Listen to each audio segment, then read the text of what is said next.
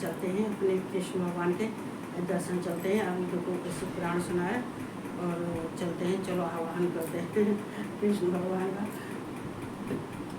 कहते हैं देखो मेरा दूसरा अध्याय जो है समाप्त होने पे आ रहा है, संपूर्ण होने पे आ रहा है, तो हम चलते हैं।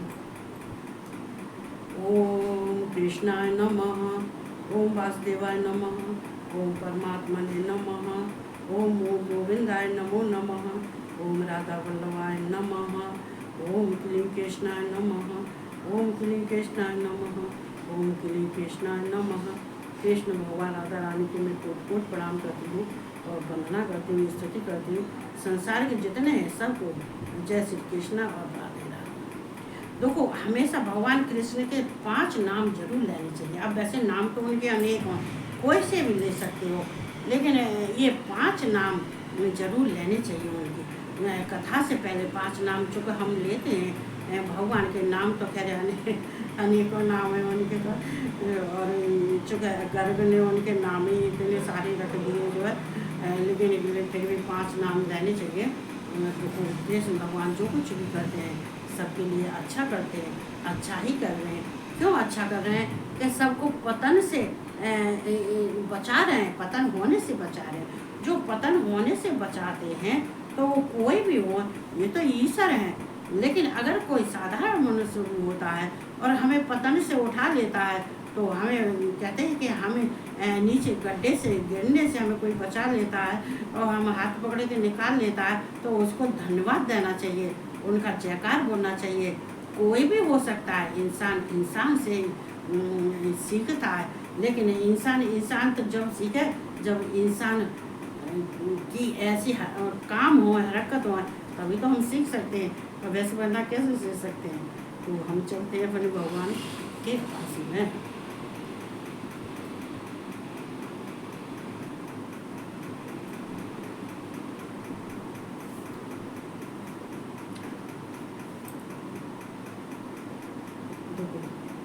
आपूर्णमाणम चल प्रतिष्ठम समुद्रमापय संत यद्दत तद्दत कामायम प्रवसंत सर्वे शांतिमापनोत न काम कामी।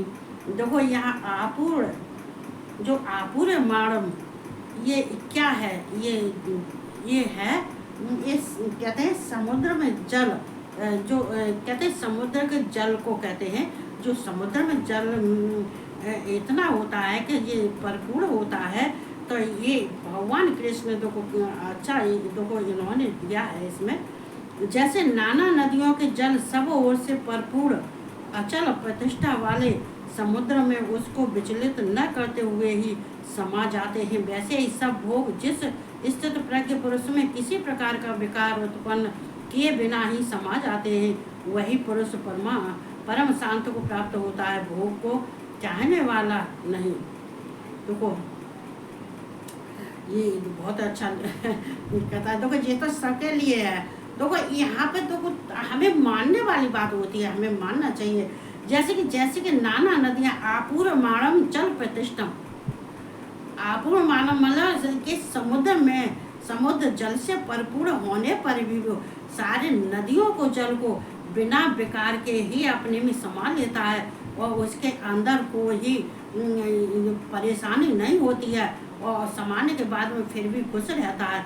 तो ऐसे ही मनुष्य के लिए भगवान कृष्ण यहाँ बता रहे हैं कि जो कहते जो बुद्धिमान होते हैं, जो स्थित प्रज्ञ मनुष्य होते हैं, इसमें स्थित प्रज्ञ दिया होगा नहीं दिया, स्थित प्रज्ञ जो मनुष्य होते हैं, जो विद्वान पुरुष होते हैं, तो अपने अंदर जितने ही उनके विषय विकार या काम या जो कुछ भी है वो सारे ही अपने को त्याग देते हैं और अपने अंदर परमात्मा के स्वरूप को आनंद को प्राप्त करते हैं। और भगवान सिद्ध को कृष्ण यहाँ कहते हैं कि मेरी प्राप्ति के लिए उसको जब मतलब ये संसारिक भोगों को भोगने के लिए नहीं होता है, क्योंकि जो योगी होते हैं वो संसारिक भोगों को नहीं भोगते हैं। वे संसार के भोग को कौन भोगता है?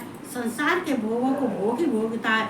चूँकि इसलिए तो योगी की यहाँ पर दी हुई है कि योगी पुरुष होते हैं उस संसार में कितना भी उनके लिए चाहे कोई कितना ही कोई सुख आराम दे या कुछ भी दे, उनको वो भोगने के लिए उनकी इच्छा नहीं होती है। और उनके अंदर कितना ही कुछ भी होता रहे, लेकिन उनके अंदर कोई फर्क नहीं पड़ता है। जैसे नाना नदियों के जल सब ओर से भरपूर अचल प्रतिष्ठा वाले समुद्र में उसको विचलित नहीं करते। जैसे कि समुद्र में जो है जितनी नदियों का जल होता है, जितने ही नदी नाले का जल होता है या गंगा जमुना का जल होता है, सब जल समुद्र में समा जाता है, लेकिन समुद्र विचलित नहीं होता है, क्योंकि उसके अंदर इतनी ही अथाह जल होने के बाद इतनी उसके अंदर शक्ति होती है कि वो सारे जलों को समाने के बाद में उसके ऊपर कोई फर्क नहीं पड़ता है और ना ही परेशान होता है। ऐसे ही कहते समा जाते, और वैसे ही सब भोग जिस स्थित प्रज्ञ पुरुष में किसी प्रकार का विकार उत्पन्न किए बिना ही समा जाते हैं। जैसे कि जो ज्ञानी पुरुष होते हैं तो उसके अंदर जितने भोग होते हैं, जितने विषय विकार के जो भोग होते हैं, आ सकती है कामनाएं, ये दो यहाँ पे वैसे कही जाती है, कामंत इत कामा, कामंत इत कामा, जो ये है ये काम कामी, काम कामी का मतलब है तद्वत कामा, कामा काम।